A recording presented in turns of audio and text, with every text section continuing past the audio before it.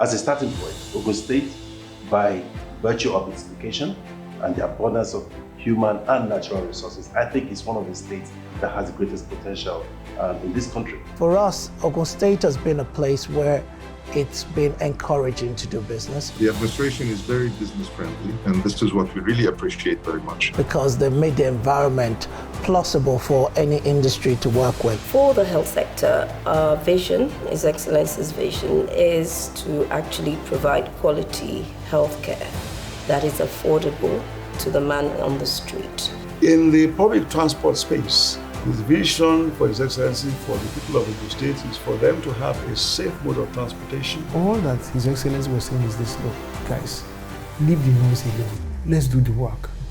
The work will speak for us. The government side is clearly different. You can tell. It's an excellent breath of fresh air. So I think having really Dapo as a governor there, it is attracting a lot of investments. The ambition really is making Ogun State to be the fastest growing economy in Nigeria for the well-being of its citizens. And when you run a state as in running a business, what you will find is that it will be a profitable business because the economy of the state will be improved. Housing is no longer a privilege, but the right of every citizen of Ogun State. What you are witnessing today in the agricultural space is intentional.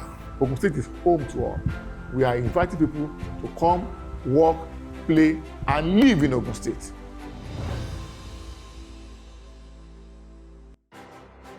What today is known as Ogun State is the result of a conglomeration of ideas and ideals that took on formation on the 3rd of February 1976. Emerging from the initial uncertainty of a new entity, Ogun State has evolved dramatically into Nigeria's capital of industrialization and the potential engine room for the country's future growth.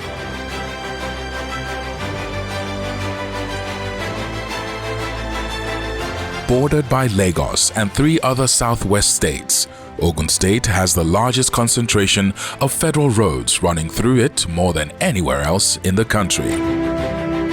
On May 29th, a new era was birthed in Ogun State with the inauguration of the Prince Dapo Abiodun-led government.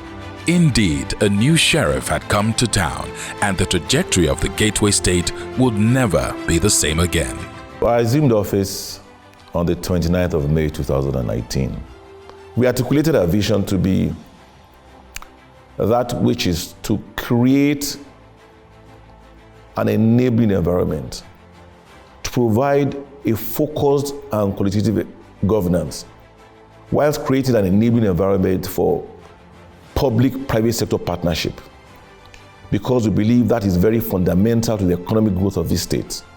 And when there's economic growth, there will be individual prosperity. A seasoned technocrat with many years of private sector experience, Prince Dapo Abiodun had come with a new vision, a new plan, a new purpose.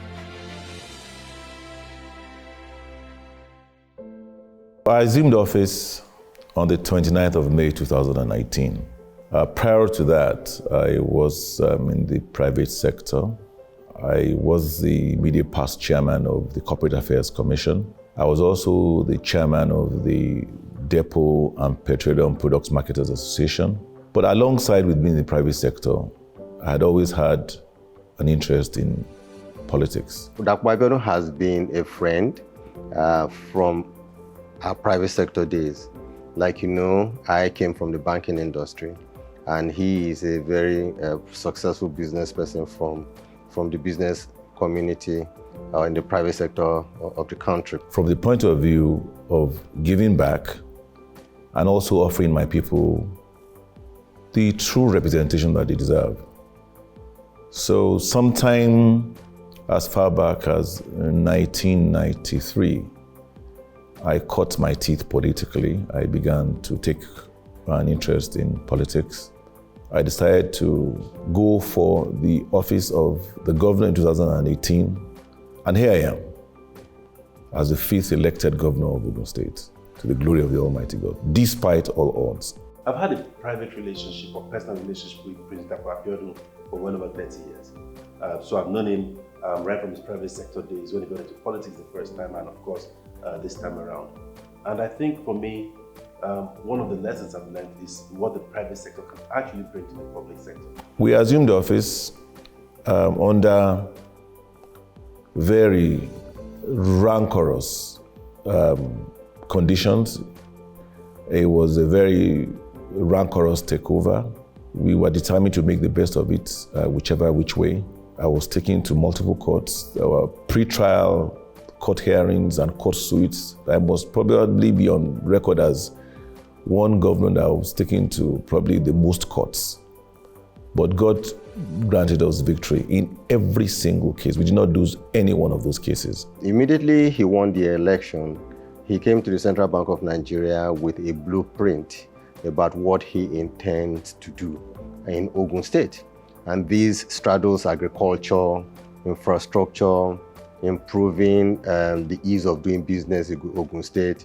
That would encourage even manufacturing companies, more and more manufacturing companies, to come to Ogun State to establish their business, being just next door to Lagos State. I joined this administration in furtherance of His Excellency's vision to increase the investment flows into the state and to further strengthen Ogun State's positioning as that leading state when it comes to industries, trade and investment in Nigeria. We articulated our vision to be that which is to create an enabling environment, to provide a focused and qualitative governance, whilst creating an enabling environment for public-private sector partnership, because we believe that is very fundamental to the economic growth of this state. And when there's economic growth, there will be individual prosperity. Prince Dapo Abiodun is a blessing to Ogun State, not only being the governor, because he's coming with a lot of private sector experience. And we, as industrialists, we don't really have to even go and tell him what we need, because he's from our own sector. He's one of us. So he knows what we need. And before you even ask him, he will actually, take an action. For us, Ogun State has been a place where it's been encouraging to do business. It's also been a benefit to actually look at the long term, because they've made the environment plausible for any industry to work with. And I set forth to begin to identify the team that would be able to aptly work on the implementation of that vision. That led us to what we call ISHEA, which are our 5 developmental pillars. ISHEA is an acronym for I being for infrastructure, S for social well-being and welfare, E for education, Y for youth empowerment and job creation, and A for agriculture. At the beginning of this administration, we did prepare a document, an economic development plan, 2019 to 2023, that will guide the implementation of these initiatives and also deliver the promises from His Excellency's manifesto down to specific development initiatives and policies of his administration. So we looked at the I and considered it a priority developmental pillar. Infrastructure. The government of Prince Dapo Abiodun has in 2.5 years constructed more than 320 kilometers of major trunk and arterial roads, and an additional 100 kilometers are planned for the next 18 months, which will further expand the connectivity between the state's important industrial, commercial, and residential zones. The Aerotropolis Agro-Cargo Airport is currently under construction near Ilishan-Remo. This very strategic project is expected to take advantage of important linkage effects and turn Ogun State into one of the most important agricultural distribution hubs in the whole of the West African sub-region. Implementing the I for infrastructure, believing that that comes first for a reason. If we say we want to create an enabling environment, a lot of things besides being upholding the tenets of good governance come into play. You must look at the provision of security infrastructure, because without peace and security, nobody's going to want to come to your state. So, for example, we assumed office and we recognized that there was no communication infrastructure for the security. to use in Ogun State. There was absolutely nothing, meaning that the Commissioner of Police in Ogun State could not speak to a divisional police officer except by mobile phone, which we thought was rather absurd. So in an emergency or in distress, if there was no network, he would not be able to communicate. So we look at transportation infrastructure. We noticed that when we assumed the office, there was a skew in favor of some part of the state against the other part of the state. So you get to some part of the state, they've got flyovers, they've got bridges, they've got roads.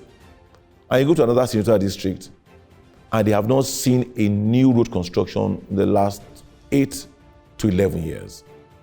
So we decided that in an inclusive and participatory approach to governance, the first thing we must do, because this government is a democracy, is a government of the people, by the people, for the people, they must be consulted in which roads are priority to them. But the first thing we did was to create the Ministry of Transportation, which didn't exist before. So on resumption of office, one of the very quick things he did was to establish this ministry, established only in February of 2020. Of course, as I've just been saying, it's a reflection of the fact that transportation is seen as critical to economic development within the state. There's a big difference between the Transportation Ministry and the Ministry of Works. The Ministry of Works basically is designed to construct roads that have been determined. They are not part of the policy formulation or the thinking behind where that road goes through or comes from. For us at the Ministry of Works, we are the eye. We're the catalyst for everything. So the eye is infrastructures. And we, as a family, also we have a relationship with all the other components of that area. So the first thing we did based on that is, let's look at all the network of roads within the state. So in that process, we develop a database of what is available and then try to put a cost on that. So in the process of doing that, we discovered that the length of road within the state to do something, we are looking at about more than ₦1 trillion. So then we start scaling things. What are the critical roads or infrastructure we can look at? However, the Ministry of Transportation, that's the policy formulating and making arm for government, can determine the best way to go from point A to point B, taking into account probably the demography, the population, in line with physical planning. These are where we plan to have a new town. This is where the migration is heading towards. And as such, this is the way to route this road. And these are what this route should have. And once that is determined, it goes to tender, and then the Ministry of Works can ensure that the right contractor bids for it, and the road is awarded. So we created the Ministry of Transportation, and that has been very successful. And the first thing we did was to ask that ministry to come up with a transportation master plan, a multi-modal transportation master plan for us in the state. His Excellency also drove an initiative that will drive his intervention in the transport sector for the next few years whilst he was in office, by asking us to develop an intervention plan for transportation for the state. So as we speak, there are two major policy initiatives that are driving our interventions in the transportation sector in the state. The urban transport policy developed with the UK authorities, and also the strategic intervention plan developed in conjunction with the Olabisi Onabanjo University. So those two policy and plans are the engines of our interventions. And using those, we've been able to put together a multimodal transportation plan for Ogun State. In excess of 90% of transportation in our state is road-based. But having said that, there are other opportunities for us to introduce other modes of transportation to serve the needs of residents, businesses, visitors, leisure activities within our state. Government at times believes that they know what our citizens want more than them. And in so doing, we make decisions that are not their priority. And you're busy governing, but you continue to widen the gap between you and them because they are thinking one thing, you are busy implementing something else. Ogun State is referred to as the gateway state because we are truly the logistics and distribution hub for Nigeria. And so infrastructure will cover things like transport infrastructure. So a multimodal transport system is what is important for us to maximize our full potential. So from roads, particularly interstate roads, city roads, township roads, and rural roads, they're very, very critical that we do something about that. In the course of campaign, we went to a local government. And in that local government, we saw people fetching water and walking several kilometers. And we thought, surely, when we assume office, one of the things we must do for them in this local government is provision of water. So after we assumed office, we went back there and said, we will be providing you with potable water supply. That's right here in your town. You won't have to walk kilometers with your children to fetch water. And he said to me, Mr. Governor, thank you very much for this beautiful suggestion. However, we don't want that. That's not our priority. We'd like that at some point in time, but that's not our priority. Our priority is a school. We want a school right here. We want a secondary school because our children, when they finish from a primary school here, the nearest secondary school is about 5 to 7 kilometers away. And they have to trek that much because we don't have enough transportation. Once you have a school here for us, then you can talk about water because the water situation, we have a solution for it. We have our streams, we fetch water from the stream and we boil it.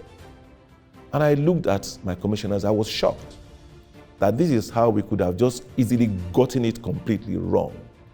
Sitting down in governor's office and making decisions that are a complete disconnect from what the people want. I would like to pride ourselves as an administration that has been very inclusive in governance. We've been very participatory in governance. So we have the multi-modal transport master plan. We took inputs from different local governments, began to implement those inputs. And I proudly say that in the last 30 months or so, we have proudly constructed about 300 kilometers of roads.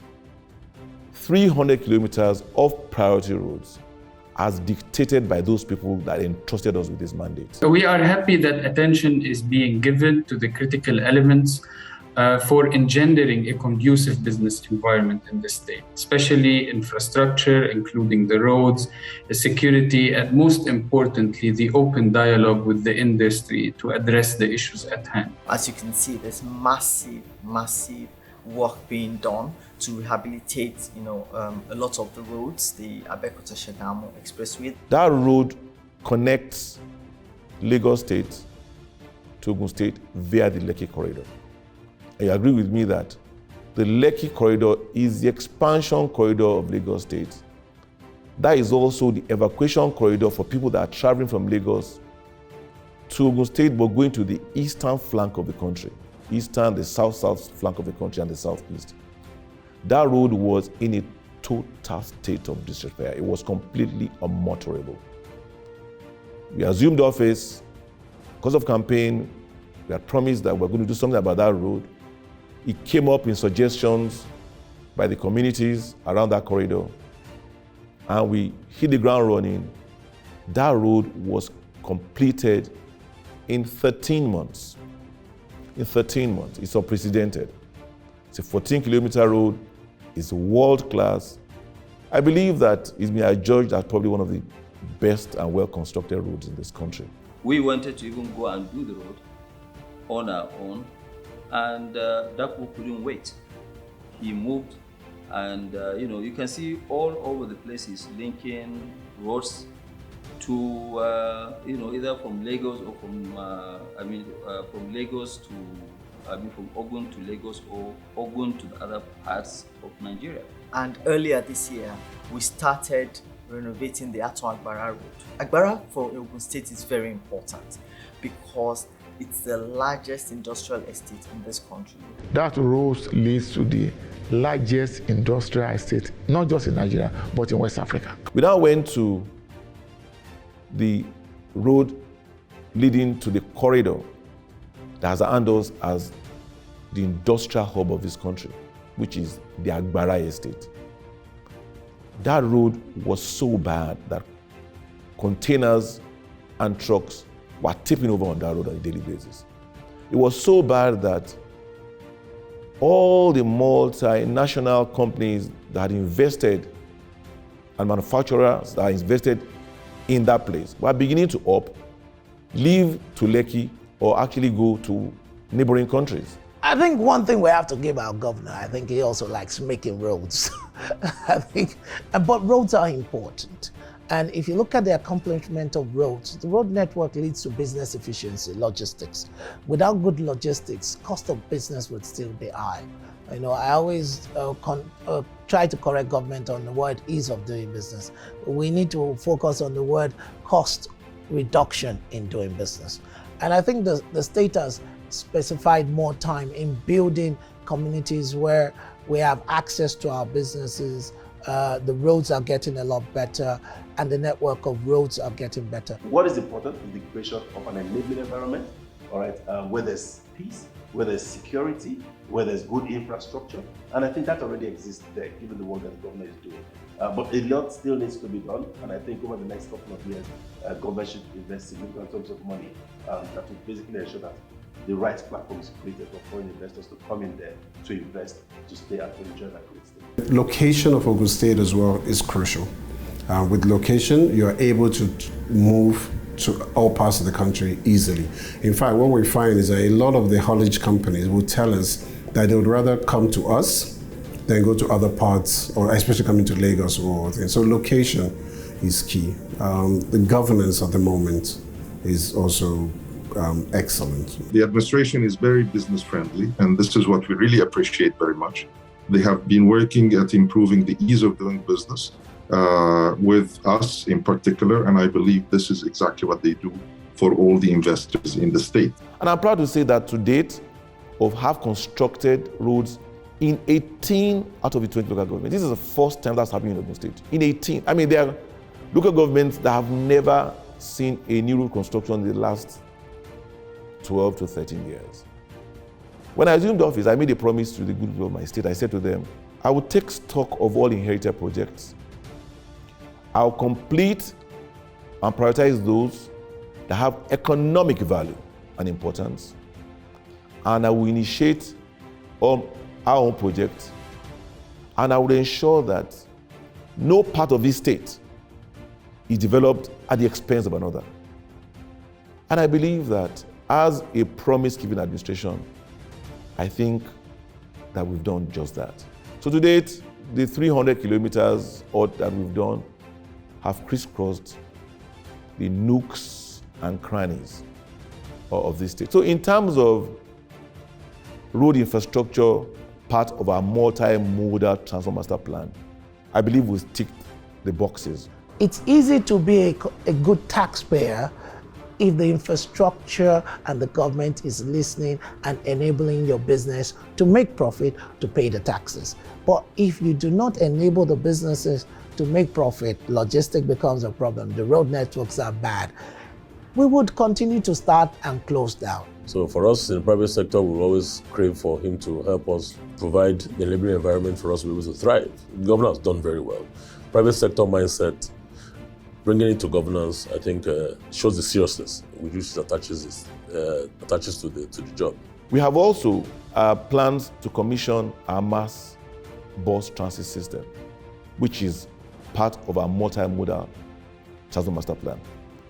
This bus system will provide mass transportation for our people that are traveling within Ogun State and also traveling between Ogun State and adjacent states, particularly in the first instance, Lagos State. So when you look at traffic from Ifo. Ifo is where you have Akute, Alagbole, from Ota, and then from Bafemewode, like places like Mowe, Ibafon, Redeem Camp, people that are going, the volume of people that are migrating every morning between those locations and Lagos State, and the number of vehicular traffic that you see has allowed for us to believe that it is important that we have a mass transit option. The buses have since been delivered, bus stops are being constructed, the pilot scheme will be launched in Abeokuta, and that again ticks one of our multimodal transport master plan initiative. But for us in Ogun State, I think the governor, in the terms of road network, in the terms of business ideologies that are creating, even in the terms of the new cargo airport, the location, and the building of infrastructure to create enabling factors for the businesses. Those are key areas that we should see as future opportunities for us to do business. And that, for me, is where I'll take a personal note and kudos to the governor for actually enabling us. 2021 March, we began the construction of our truly international agro cargo airport. That airport was conceived way before my administration. It was conceived by 2 administrations before me. We came into office, we dusted it up. We saw the business case for it. It was the committee that put together a mass transport master plan, also justified the need for it. We are an agrarian state. The population of about 6 million people, and a land size of about 16,000 square kilometers, having the largest number of forest reserves in this country, about 9. The number 1 producer of cassava, number 1 producer of eggs, number 1 producer of poultry, number 1 producer of rice in the southwest, number 1 producer of catfish in this country. The plantations like rubber plantations, cocoa plantations, vast palm oil plantations, cashew plantations, and being geographically conveniently located at almost the center point of the Ogun State, bound by 2 major expressways. Lagos-Ibadan Expressway being about less than a kilometer from that airport location, and Shagamu being expressway being about half a kilometer from that location as well. We felt for all those reasons and more, the case for a cargo airport was made. We have since begun the construction of that airport. We started construction in March. We believe that that location, because of the landmass that we have and the uniqueness of it being located some midpoint between Lagos or your state, that airport would obviously, being an international airport, will serve as well as an alternative airport to the Murtala Mohammed International Airport. So that's another tick in our multimodal transport master plan. The Lagos-Ibadan rail that has just been constructed, well, it was initiated by the Obasanjo administration, but has been completed by the President Muhammad Buhari-led administration. And I proudly say that that line has more stations in Ogun State than any other state. Ogun State has 5 stations.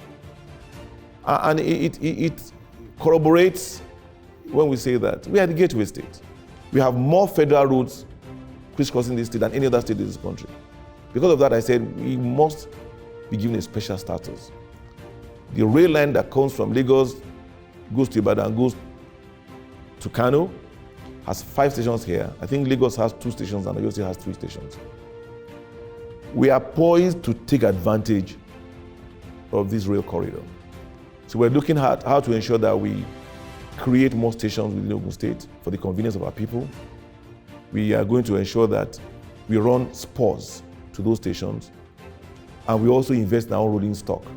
So we are not limited by the trains that The federal government has, as of now, that's running on schedule and stopping in 5 stations.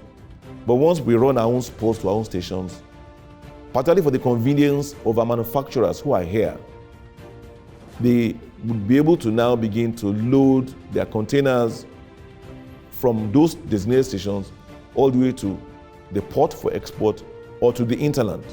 And also, we'll also be able to move much more of our people from their various towns to either Lagos or back to Ogun State. So these are how, in terms of high-level summary, what our multimodal transport master plan has thrown up and how we have begun the implementation of that. But I'll just talk briefly about how infrastructure also interconnects to other things. So you look at the S part of our Ishaya, which is social wellbeing and welfare. Social welfare.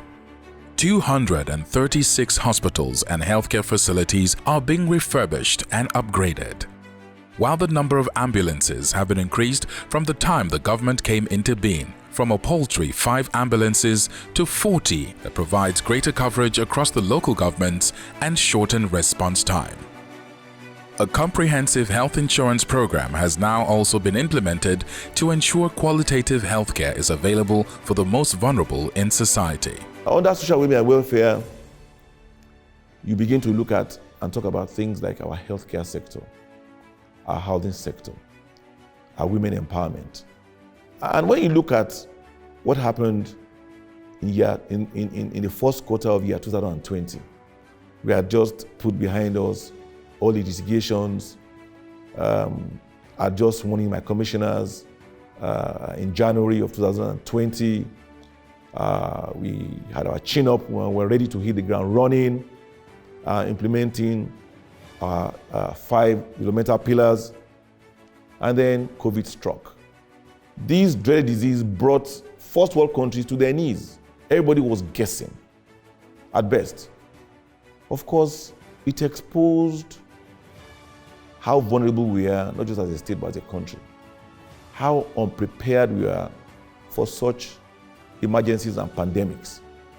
It exposed the weakness of our health institutions and infrastructure. The vision of His Excellency is actually to provide quality healthcare for the man on the street, which is affordable and accessible, meaning that the man in the street should be able to enter any primary health center nearest to them that is well equipped.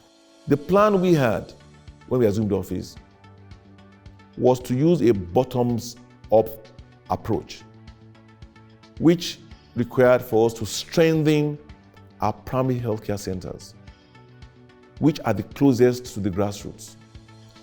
We determined that we were going to ensure that we had a working primary healthcare center in each ward, in each political ward. And instead we have 236 political wards. And our aim is to ensure that every indigene of Ogun State can simply walk to a PHC. To achieve this, His Excellency has set out to launch a healthcare insurance program and also has invested in human capacity development and recruitment. We've embarked on renovation of our primary care centers, so there's a lot of infrastructural modification of our health centers. No matter what you do, if people are not living a good life, if people are not feeling the impact of governance, if people don't enjoy dividends of democracy, specifically and directly through health, provision of health, all across the value chain of healthcare, from primary health to secondary to tertiary, and we're organizing this whole healthcare sector from a hub and spoke strategy. We are going to employ what we call a hub and spoke approach, which meant that for you to go to a secondary healthcare facility, you'd have to be referred from a primary facility. And then from the secondary, you are now referred to a tertiary. So of course, we needed to begin to intervene at the primary healthcare center level. So we began that implementation. We took stock of the PHCs that we have. My health team factored in which ones had the population density, which ones would create and make for the most impact, so we could start rehabilitation from those ones. And I'm proud to say that out of the 236 that we aim to achieve in our first 4 years, I believe we are closing to about 100 at the moment.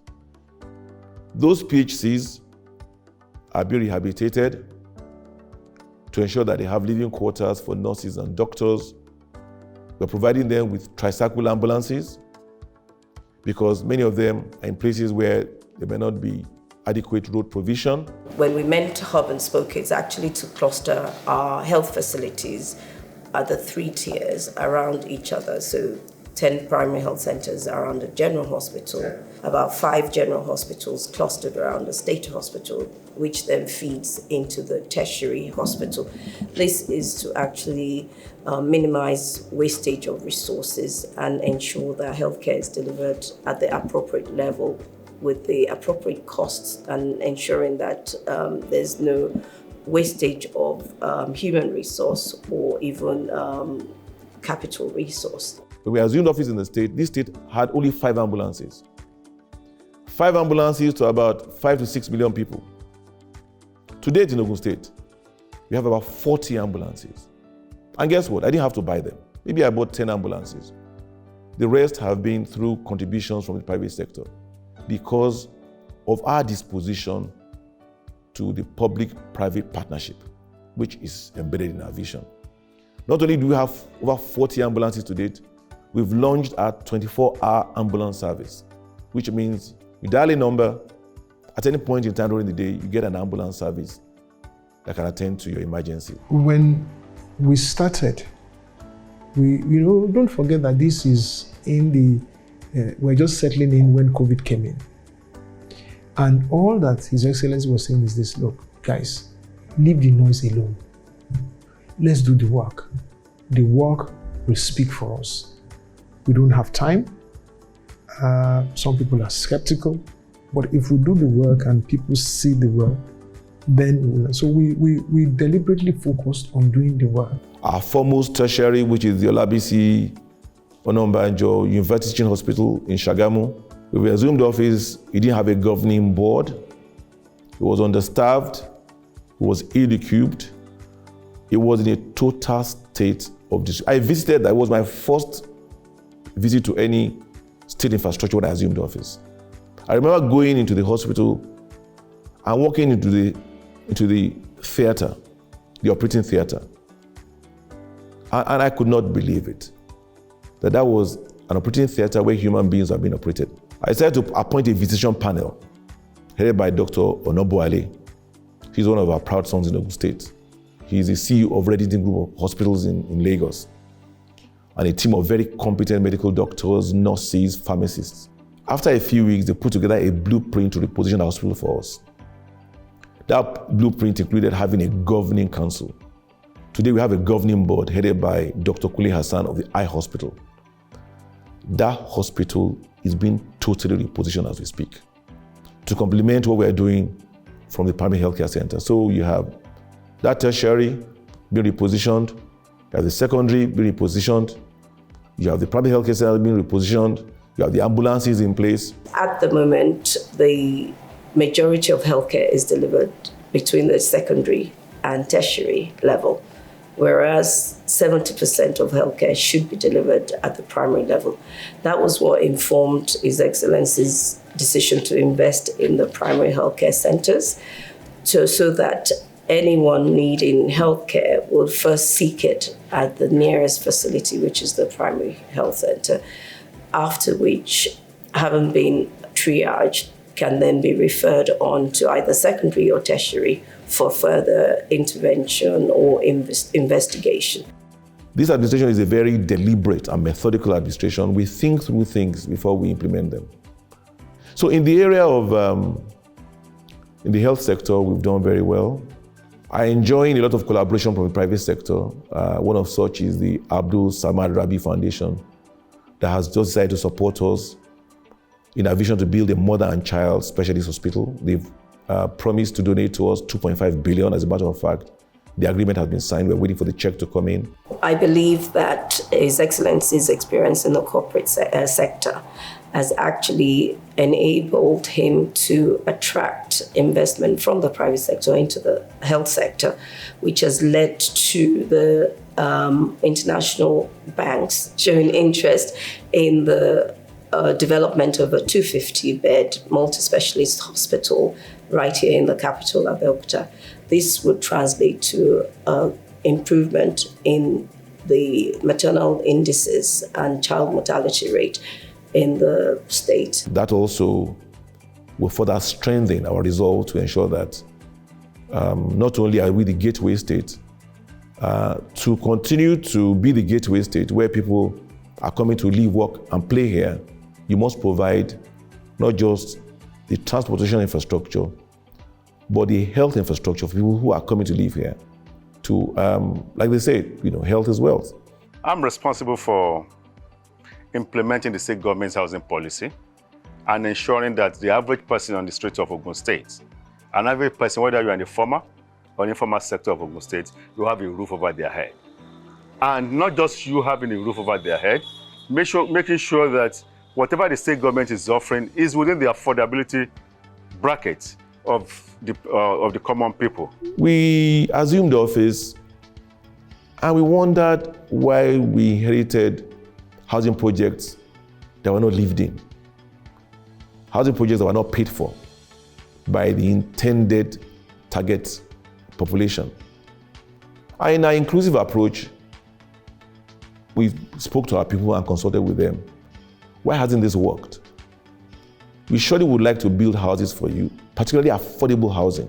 When we came on board, the first thing that we did was to carry out a survey to determine what our involvement in the housing sector would be like. One, we determined the gap, the housing deficit gap. We also realized that we need to carry out a survey to determine the affordability of our people.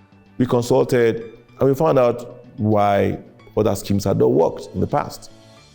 Size of the properties, of the houses, location, pricing, while reasons are accounted for their failure. So we took all that into consideration. We launched a pilot phase in a place called Kenta in Abeokuta of 130, 150 units. That pilot phase was sold out before we completed it. It was unbelievable. They were truly affordable. We were selling from 5.5, 6 million naira for 2 to 3 bedroom expandable bungalows, adequate infrastructure, street lights.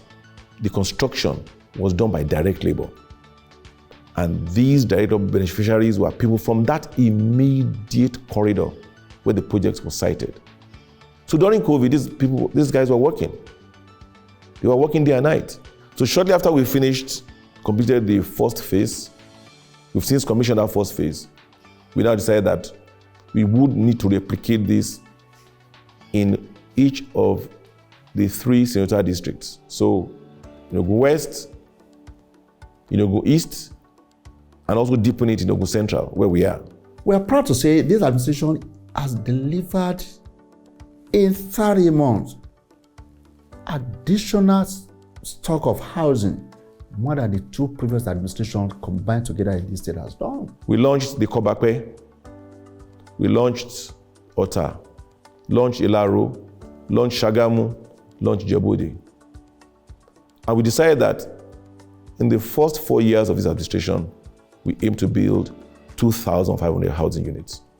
I'm proud to say that in the last 30 months, we've done slightly over 1,000. The important thing to mention about this is that these housing units they're not just providing accommodation for people, they're also providing employment. It's allowed us to use locally sourced materials, employ direct labor, engage our people, empower them. And let me remind you, when you empower one person, he's head of a household. He's got a household of about 3 to 4 people. You've touched about 3-4 people. So if on a site you've got about 300-400 people working, you've touched 1,600 people at the minimum by multiplier effect. Opening up Ogun State through housing is a major focus. It's as a result of deliberate planning, good execution, having the right people, having the right materials, on ground. So these have been very successful for us. We've also gone into the medium to upper income housing estates. We call the King's Court. It's right there across from the governor's office. We were quite ambivalent and uncertain about how successful it would be because none of such scheme had been done in Ogun State before. We've done the first phase in that. We are doing the second phase as well. So in the area of housing, I believe that we've also ticked the box in that. Talking about social well-being and welfare leads us to talking about our women. They form the larger population and most times uncared for. But we have prioritized women. We're very gender sensitive. My deputy governor is a woman. When I assumed office, my head of service I appointed was a woman. Our chief judge is a woman. We have representation in cabinet of about at least 40% women. But beyond that, we understand that, I appreciate that women are mostly entrepreneurs, market women, traders, and they need to be supported. Most of them have difficulty in accessing, small loans. And we put in place a program called Okowo Dapo. Okowo Dapo is a program that allows us to provide loans to these women in a cooperative model. They are guaranteeing each other. We've done a pilot scheme that has been successful enough. We've now looked at that scheme, looked at the shortcomings. We've tweaked it. This will allow for us to provide the needed funding for women, particularly those at the informal sector, so they can do their petty trading. From as little as 10,000 to as much as 250,000 per person. Again, we appreciate these women. They're extremely dependable and reliable. We believe we've done quite well in the way of women empowerment. Education. The Prince Dakwa Abiodun administration has been given education priority status under the state's development agenda. Under the program, 1,000 schools have been refurbished and upgraded with improved tools and teaching materials to greatly improve the standard of education in the state. And I'd like to talk about what we've done in the education sector. For the avoidance of doubt, we are the education capital of this country. So we're an industrial capital, we are the education capital. And that status is made possible by the fact that our founding fathers ensured that the implementation of free education started right here in Ogun State. Our founding father, late sage, Baba Obafemi Awolowo, who is the father of free education, helped entrench Ogun State as an education capital. We have more universities in Ogun State than maybe 3-4 states put together. We have more secondary schools than any other state in this country. When we assumed office, we actually had to declare a state of emergency in that sector because of what we saw. The education infrastructure was completely dilapidated. Over 10,000 teachers had been due for promotion. They were not promoted. There was inadequacy of teachers across board. So His Excellency Prince Dakwa Abiodun MFR, when he came on board, declared emergency in the education sector. And, what that means is that for us in the education sector, that's a lot of work. That led to the massive rehabilitation of schools. As we speak, we have done over 956 schools. One of the things His Excellency has also achieved in the area of education is the injection of additional personnel into these schools. The last time any major employment was done in the teaching sector in Ogun State was probably about 10 years ago. There were 2 tertiary institutions that were closed. The Moshood Abiola Polytechnic, which I think at that time was the third largest polytechnic in this country, with a population of then of about 40,000 students or so, was not in session because my predecessor wanted to establish a Moshood Abiola University there and move that polytechnic to another location and called it an Ogun State Polytechnic in that location. So you have three institutions: Moshood Abiola Polytechnic, Moshood Abiola University, and Ogun State Polytechnic. When I was in office, none of the three were working. Were existing. The entire ecosystem was shut down. First time I would hear of lecturers fighting students on campus, students kidnapping lecturers and vice versa. So we declared a state of emergency. I'm happy to say that we are able to resolve all these crises. Today, Moshood Abiola Polytechnic is back in session, full session. So it means the entire value chain ecosystem there is resolved. Tertiary and collegiate education were able to graduate 2 batches. The institution is back in full session. As a matter of fact, we've changed the name to Sikiru Adetono College of Science and Technology. It's been adjudged as the best college of education in Nigeria today. We decided that we are going to intervene at the basic education level, look at how we can immediately invest in better infrastructure to create for a more conducive learning environment for our children. Today we've rehabilitated almost 1,000 schools, almost 1,000 schools across the state. This is Ogun State. I could not believe that there were schools in Ogun State where pupils were learning sitting on 9-inch blocks and the classrooms had no roofs. His Excellency Prince Dapo Abiodun MFR has approved what we call the Ogun State Education Intervention Fund. The Ogun State Education Intervention Fund is a fund that will be separate from the normal budgetary allocation to education.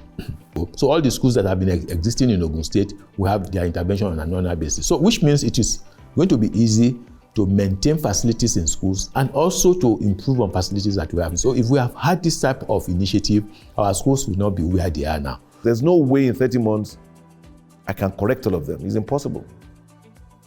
Even in 8 years, I couldn't.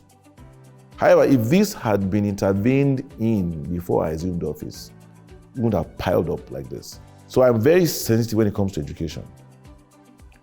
We not only rehabilitated these schools, we are actually now introducing e-learning in our schools. So we're looking at the curricula and how to digitize the curricula and equip our pupils with learning devices like tablets that will allow them to have their curricula and their work on those tablets.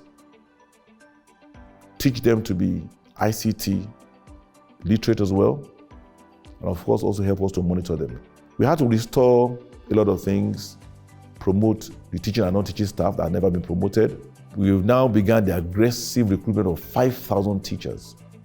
You can imagine what impact that is to our wage bill. But it is what we have to do. We have the Oxera initiative that I mentioned, which is Ogun State Education Revitalization Agenda, built on 6 pillars. The 6 pillars, the first pillar is curriculum re-engineering. So, working on the curriculum, that is what also led to the digitized lesson plan and so on, curriculum and so on. And then we have the administration pillar of it, which actually eventually will lead to what we call the Education Management Information System, EMIS, which is also somehow supported by World Bank. So, we have already started the local EMIS with what I mentioned to you, that we can actually access a number of information. That is the second pillar. The third pillar has to do with infrastructure. That is what had to do with the repairs that we have in schools, the rehabilitation in schools, the yellow roof revolution generally. And the fourth pillar of Oxera has to do with technology integration. So it is the technology integration initiative that has led to all those that I mentioned at the other time. The fifth pillar has to do with revenue and funding. Revenue and funding, on that we feel that there should be more creative ways of funding education. Some of the things we have done with technology integration has actually led to a bit of a re-engineering of revenue initiative in education, and that is also helping us to curb and block leakages in spending, block leakages in expenditure, and then enhance income in terms of revenue into education. That one has started actually manifesting. So in the area of education, I believe that we've done quite well. Youth empowerment. The administration's youth empowerment plan has included the deliberate provision of agricultural land for young people from across the state. Knowing the state's position as the education capital of the country with the largest number of educational institutions, the administration of Prince Dapo Abiodun set out to harness the potential of the vibrant youths of Ogun State by embarking on a project that is now connecting all her educational institutions with high-speed internet through the underground fiber optic cabling, improving the reliability and speed of the internet for residents while building bridges to the international community through the creation of specialized centers like the Ogun Tech Hub, to take advantage of this important resource. Having more universities than any other state implies that we're incubating more students in this state than any other state in this country. Our students and our youth are more ICT savvy than any other state in this country. And one of the initiatives that we took was our Tech Hub. That Tech Hub became operational in our first 100 days. And what is our Tech Hub? It aimed to become an incubation center for these our youths. It aimed to take them from using their skills negatively, but turning it into what can now impact society positively. So I initiated what we call the Governor's Challenge. Come and innovate something that we will find outstanding and the private sector can invest in. The biggest problem we had was in deciding who was number one. They came up with different applications that were able to solve problems in healthcare, in payroll, in so many things. And we had the private sector there immediately adopting them. What we've done in education dovetails into youth empowerment and job creation, because the job portal, the Tech Hub, the employing those that were trained into a housing scheme have all been part and parcel of our youth empowerment and job creation. We had successfully identified the underemployed and unemployed. We had called the organized private sector. We had ensured that they began to advertise on our job portal. So their job availabilities were being advertised on our job portal, so we can match them with those that have relevant skills. And of course, we told them that they must, of course, give priority to Ogun State indigents if they are here and join our infrastructure. Agriculture. Under the administration's Agricultural Renewal Plan, special agro-processing zones have been implemented to support output from areas of high agricultural potential to boost productivity, integrate production, and share business development services. The Anchor Borers program, a brilliant initiative of the President Muhammad Buhari-led administration and the Central Bank of Nigeria, is being actively implemented in Ogun State through the State Ministry of Agriculture. The impact of this initiative has lifted countless rural farmers out of subsistence and into prosperity, and in the process given hope to countless others. When His Excellency came in as the governor of Ogun State, he made this smart decision to plan ahead as regards agriculture, to use agriculture to impact on the people in the area of food security, nutrition security, job creation, industrialization, and export opportunity for our people. We aim to become the breadbasket of this nation. We've keyed into President Buhari's eat what you grow, grow what you eat policy. For us, it resonates, and we've domesticated it. We assumed office, We saw agriculture as one, the fastest and cheapest way to employ our indigents. Two, an opportunity to generate revenue. Three, an opportunity to also feed ourselves and export food. What you are witnessing today in the agricultural space is intentional. His Excellency came in during the time of what I call renewed focus on agriculture. It was like a lot of youth unemployment. Industries were crying for raw materials, and he saw an opportunity in that. And by the time our plan for agriculture, the role map for agriculture, got approved by the ESCO, something happened. COVID stepped in. I remember I went to see Mr. President, and I asked him to please facilitate an introduction between us and the central bank governor. And Mr. President graciously did just that. We have been able to, through that introduction, benefit from the central bank's anchor borrower scheme. When he came on, we discussed how Ogun State could participate in our anchor borrowers program, particularly in cassava. And to date, we have close to almost about 30,000 people or indigenous of Ogun State that are participating in our anchor borrower program in cassava. There are some of them that are participating also in rice.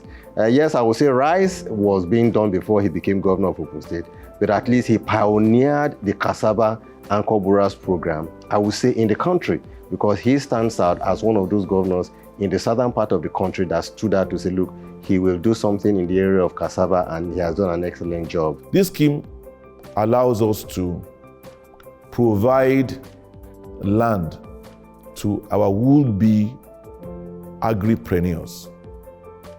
So we provide them the land. We actually give them a title document to that land. So there's a sense of ownership. We now match them with potential off-takers of a produce. In the last 30 months, we've done over 40,000 people like this. 40,000. If each of those farmers have 3-4 dependents, it means we've indirectly touched on 120,000 lives who are testimonials to what we have done. We have replicated this over and over again. We've gone further and also taken farmers' associations of different crops and giving them inputs to plant, maybe another 40,000. The right input, because the quality of the input determines the yield of the output. So you see that in agriculture, we're able to achieve providing food, creating employment. There is no industry today that can establish that within 30 months would employ 40,000 people. It doesn't exist. For the amount of investment particularly, not even a Dangote refinery that's $16 billion does not have 40,000 people working at that refinery. The private sector background of Mr. Governor is an asset to the agricultural sector. You also know that most projects, agricultural projects in the past, have failed because they're in the public domain. It's tied into public sector way of doing things. So we have that advantage of somebody who understands that we have to provide enabling environment and allow private sector to thrive in agriculture. Through our 5 developmental pillars, we've been able to continue to be a promise-keeping administration, which is very key. That is one thing anybody will say about us. And we always say that we do not promise to do everything. We cannot. But we will do everything that we've promised. We will not promise everything, but with everything we've promised, we'll do. And by the grace of God, I believe that we're achieving that. But see, all these things that we've managed to achieve in the last 30 months have been successful because we've also ensured that we put the right reforms in place. The right fiscal reforms, the right financial reforms, the right economic reforms. We've created agencies to implement those reforms. We created the Ogun State Investment Promotion Agency to continue to market us as a state and market our competitive and comparative advantage, so you know who we are. We created the Business Environment Council that ensures that we enhance our ease of doing business. You cannot say you are creating an enabling environment and people come here and they can apply for land. They can apply for building permit. They cannot sell their land. They cannot access a commissioner.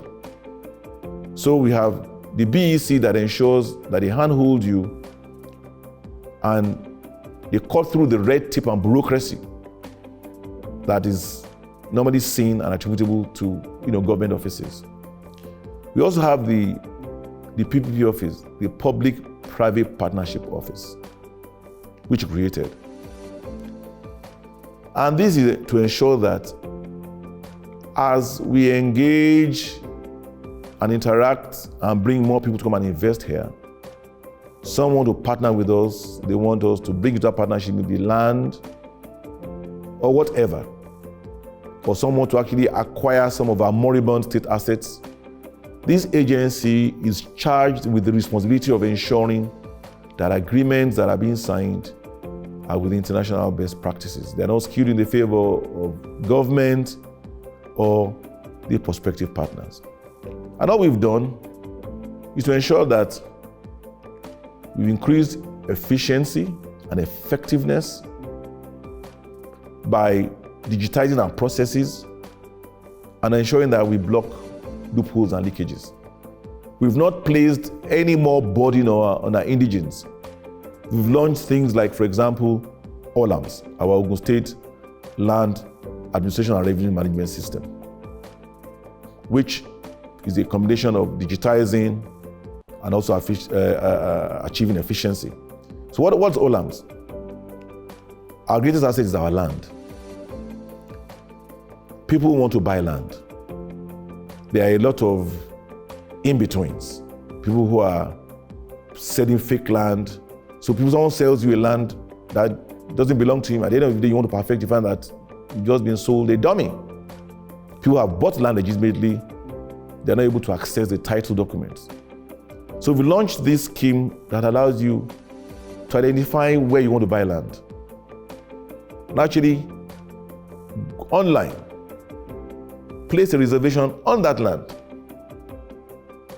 pay, and begin the process of your documentation without having to see anybody. This has been so successful. It's unbelievable. So it allows us to ensure that we block the leakages that are going through, different people going through different parties, and also increase efficiency. Inú wa dùn lọ́pọ̀lọpọ̀ torí pé ọ̀nà tí wọ́n ń ṣe yóò máa mú ìlọsíwájú bá ìlú tàwa náà tí ṣe Òkè Àgbò, pàápàá jùlọ ní Ìjẹ̀bú-Igbó lápapọ̀. 1975 mo ti wà ládùúgbò yìí, títí yóò sì kó wa òkè tó yìí. A dẹ̀ dúpẹ́ lọ́wọ́ àwọn olórí wa tán bá wa ń ṣe. I had to train from a car to Jeep. Even the Jeep, we didn't really enjoy it, but now, at least everything is fine. For now, it's fine. God really tried for us. We have been going through hell before Governor Abiodun came in to rescue us. Though it has not been completed, but as you can see, we have been enjoying it. So we welcome it. It's a welcome development. We like it. Even those working, the laborers working on the road, of course, they are giving back to the society. The money they get from here, they still come to the market to buy with the money. So it's a very good one. Ọ̀pọ̀lọpọ̀ tí ò níṣẹ́ tẹ́lẹ̀, níṣẹ́ tó jẹ́ pé àwọn contractor tó jẹ́ àwọn tó ń jẹ́ èèyàn wa náà ń lò yìí, ọ̀pọ̀lọpọ̀ wọn ló ríṣẹ́, olúkálùkù ríṣẹ́, wọ́n sanwó fún wọn lásìkò tó tán yẹ kán sanwó fún wọn, olúkálùkù ń feel fine. So gbogbo èèyàn lọ́kàn wọn ń súre fún governor fún project tó ń ṣe lọ lọ́wọ́lọ́wọ́ yìí, inú wa ń dùn lọ́pọ̀lọpọ̀. They are very happy, and it's very easy to know why. We listen to them, we hear what they say, then we hear their comments about what we have been doing. So the people are happy with the government, and that has been spurring this government to continue to do more.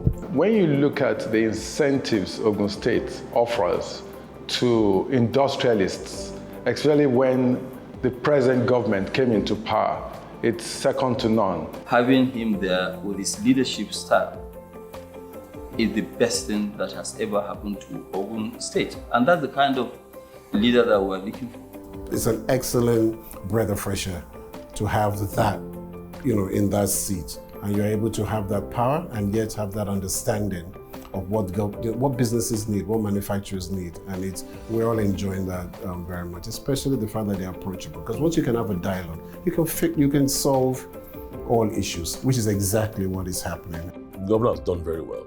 Private sector mindset, bringing it to governance, I think shows the seriousness with which it attaches to the job. I would like to thank His Excellency, the Executive Governor of Ogun State, specifically for providing an enabling environment for businesses like ours to thrive.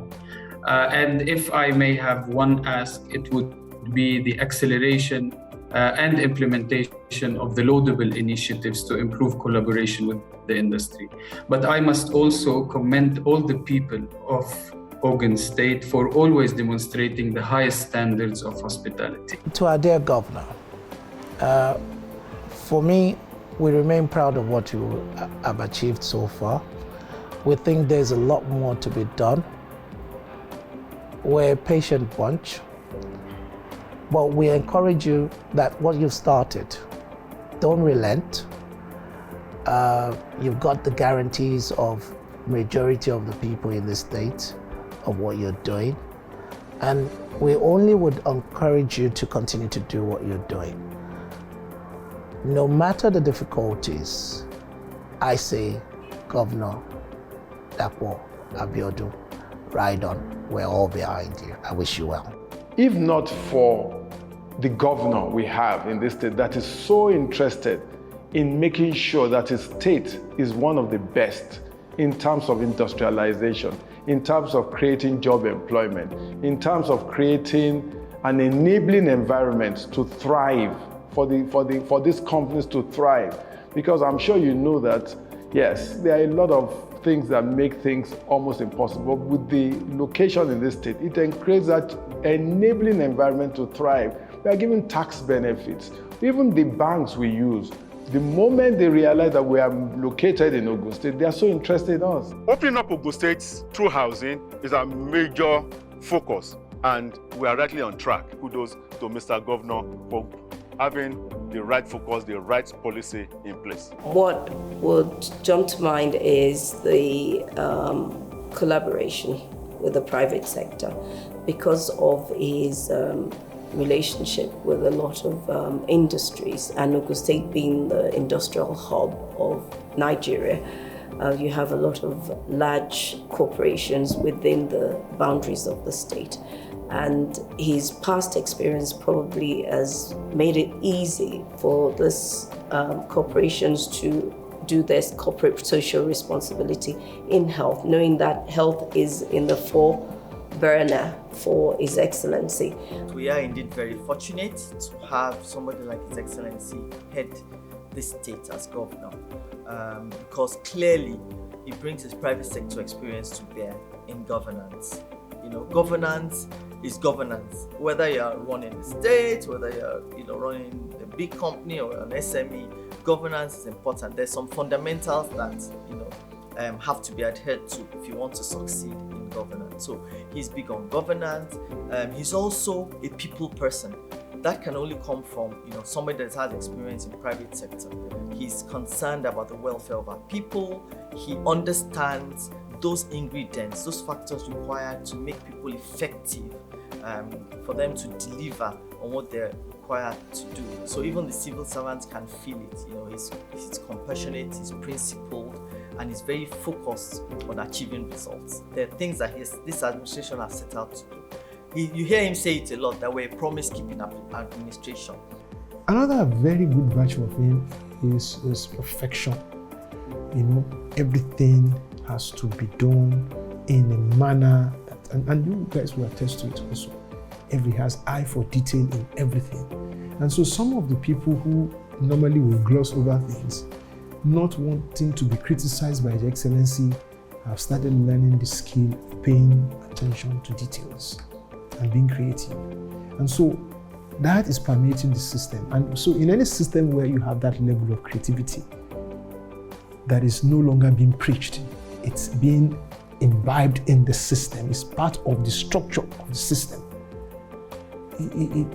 It's unbelievable what it's going to be. It's not so much as the money that you have or the resource that are available, is the multiplier effect of that resource put in a good hand that gives me confidence that just watch this first phase, and by the grace of God, another time, and then you'll see big mileages there. So I want to tell Nigerians, especially those outside of Ogun State, to come to Ogun State and learn from us how we have been able to do this thing, how we are able to live together in harmony, how we are able to live together peacefully, and how our economy is growing, how our people are embracing each other.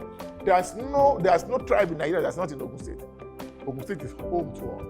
We are inviting people to come, work, play, and live in Ogun State. The coming of His Excellency Prince Dapo Abiodun has actually been a blessing to the education sector, and I wasn't surprised when he was given the most education-friendly governor award by ANCOPS, that is the Association of Principals in Southwest, and also the best governor in the area of education by the National Parents Teachers Association of Nigeria. So it's a confirmation of what they have seen within the period that he came on board as the governor of Ogun State. By the end of this first 4 years, the state will have witnessed big change in the landscape of infrastructures and what has been done by His Excellency and what is coming down the road. A very smart, private sector oriented visionary in the person of His Excellency, Prince Dapo Abiodun. I think quite a lot will be achieved and a huge legacy will be left behind. His Excellency Prince Dapo Abiodun, MFR, is beyond being the governor of state of Ogun. He's a brother, he's a friend. The full support we got from him and the administration that works with him has been fantastic over the many years. We really look forward to strengthening this relation, taking it beyond the current status, which is very positive, but we need to look at it from being fantastic and extensively emphasize to build on the relation with the Ogun State to the benefit of the community and to the benefit of the stakeholders. It is only when we do those things, all right, that we can make Nigeria greater and better. I think we are blessed with resources across the entire country. All right, it may be different from what Ogun State has, but I think that every state does have reasonable potential to do significantly better. And I think that is the clear message I should basically share with the whole country. Honestly, I have sincere appreciation and gratitude goes to the governor of Ogun State, Mr. Dapo Abiodun. So we have excellent relationship with them, and I hope they are happy with us being in the state. And I want to thank him. You cannot satisfy the world. As much as he's trying to please everybody, Ogun State is a big state. In fact, comprising of 3 senatorial states, but 4 different divisions of the Egbas, the Remos, the Ijebus, and the Yewas.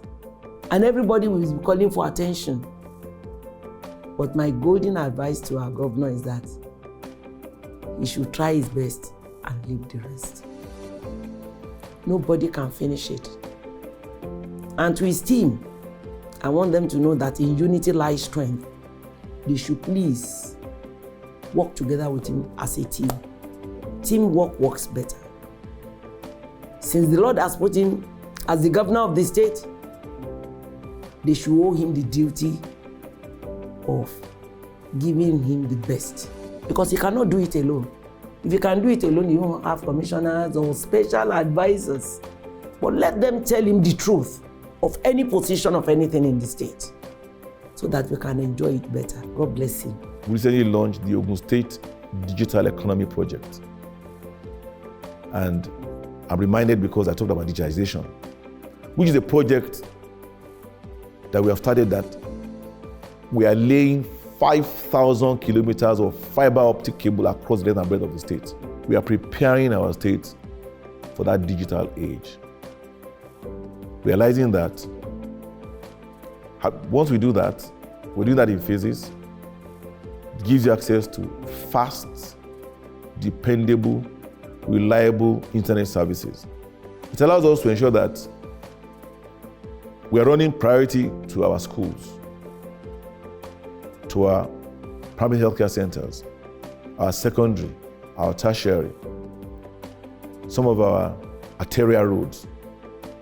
We're able to now begin to predict travel time between one route to the other, the accidents, security, identify number of people traveling, processing data, inventory management in agriculture, in hospitals. I mean, you can imagine the overall economic and social benefits of this digital transformation. I believe that these are some of the things that we've done in the last 30 months. This will be our last full year in office in the first term. And most people don't really think of it like that. Our last full year. Next year, our term finishes May 29, 2023. So what we have focused on was first our budget. The budget that was signed on the 29th of December 2021. We christened it the budget of restoration. Our first budget was called the budget of building our future together.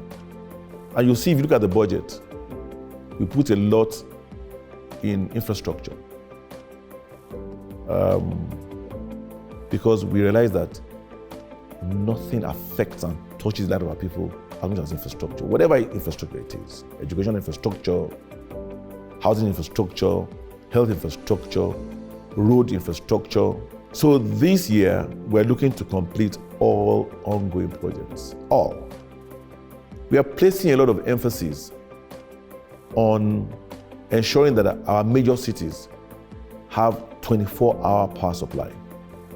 We believe that if we're able to embed power plants in those cities, then the supply that's coming from the grid will be enough for the general citizens of Ogun State. So if we intervene in Ota, intervene in Abeokuta, intervene in Ijebu-Ode, intervene in Shagamu, what normally comes from the grid to the state should now be more than enough for the rest of the state, providing power to those cities and our clusters because of the availability of gas in Ogun State. So that is one objective that we have. Another area that we're concentrating on this year is provision of water supply in our major cities as well. In Abeokuta, in Ota, in Ijebu-Ode, and Shagamu. We're going to ensure that we correct the water reticulation that's been damaged by previously awarded contracts, where contracts were awarded recklessly and contractors damaged reticulation. So we are trying to fix a problem and you're creating another one. We invested heavily in our Arakanga Dam. When we assumed office, that dam did not have power supply. Unbelievable? Believable. It did not have a functional transformer, as a matter of fact. We've since restored power supply to that water scheme. The gates called barrages that are responsible for damming water, because that water, body of water, comes all the way from the Ogun River Basin Authority, and that's the water that goes all the way to Lagos, by the way. That goes to Akute Water Works. For you to distribute the water, you have to be able to first dam it and be able to take that water in through what they call barrages, the gates. Those gates were not even existent when we assumed office. Fortunately, we were being supported by some multilateral organizations, the World Bank, the German Development Initiative. We were able to award those projects. Those barrages have since been installed. So that facility itself is now restored. And we're now looking at the reticulation. That's the network of pipes. But knowing fully well that may take time, we are looking at how to employ what they call water kiosking. in certain places so that we can immediately begin to give our people potable water. So those two things are very key for us. Know fully well that when you provide power, it allows for the costs of production to be significantly reduced, and it allows manufacturing concerns to be better competitive. In the areas of tourism and entertainment, when we assumed office, the first thing that attracted me was our very rich culture and heritage in Ogun State. We have a culture of having people like the Herbert Ogundes of this world, Fela Anikulapo of this world from here, D'banj from here, Olamide from here, and the list goes on. But more importantly, we have some sights and sounds of Ogun State that just appear to have been not promoted. You see, I'm wearing Adire today. I probably wear Adire maybe out of 7 days a week. I probably wear Adire 4 days a week. When we assumed office, we looked at that industry, a medium or small scale enterprise, as it were. We saw that it was dying. Dying not because they weren't working as hard as they ever worked, because some people are coming and stealing those designs and taking them outside the country and replicating them and bringing them back to sell to us. So I took a policy decision that we will have to frustrate that. And that policy was that everybody in government must wear Adire in the first instance 1 day a week. Those of us in government here, we're about 60,000 of us. So you can imagine 60,000 of us went into the Adire market to buy fabrics. What that meant was you put pressure on the person selling the dye, put pressure on the person selling the fabric, put pressure on the person tying and dyeing, put pressure on the tailors. That's the Adire value chain. Was instantly positively affected. It meant that in terms of employment, we had immediately stimulated employment in that industry. Of course, it's our tradition. We've now restored that tradition back to where it was. So imagine 60,000 people buying 2 or 3 pieces of Adire. They use it for 3 months, they have to buy another one again. They don't want to be repeating the same fabric every day in, day out. That has been extremely successful. The Olumorok is there. Of course, our infrastructural development now brings more people here to come and visit these sites. We sat down with Central Bank and we said we'd like to establish a creative arts and entertainment village in Ogun State because of what we've seen. And they were very excited about it. They've got a funding specifically for that, and the MD of Access Bank is the chair of that funding. We feel that having put in place the required infrastructure, having promoted our Adire culture amongst other things that we promoted, with the right mix of your Herbert Ogundes, Fela Anikulapo, D'banj, Olamide, and so on and so forth, Ebenezer Obey, and so many of them here in Ogun State. You cannot find a better place to locate such a creative art and entertainment village which would allow you to leave Lagos, to leave the hustle and bustle of Lagos on a weekend, check into a 5-star accommodation, watch a beautiful play, watch a play being made, watch a concert, watch artists being trained, and so on and so forth. This is our vision for that industry, and I'm sure that in no distant future you begin to see this being implemented. The promise of tomorrow starts from the work of today. Isheya. Work starts. Ishenlo. Work is going on.